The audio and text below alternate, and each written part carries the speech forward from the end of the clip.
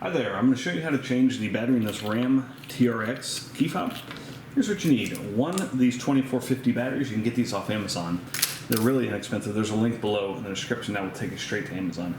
And then also a flat blade screwdriver like this. And one other thing, some of these fobs take a 2032, so make sure you open it up first to make sure you got the right battery. Okay, so first thing you want to do is take out this emergency key. So press down on this button, pull that out.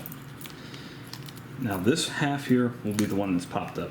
So what I like to do is take the emergency key I just took out, put it right there and twist. And do that on both sides just very gently. And then you've got access to your battery.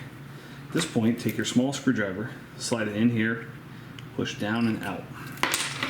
Okay, there's your old 2450. Take your new one, put it in here first, slide it in like that. Give this a good squeeze back together. You can go ahead and test right here, make sure you got your red light, and you're all set. Thanks so much for watching. Hope you found this helpful. Make sure you hit that thumbs up button.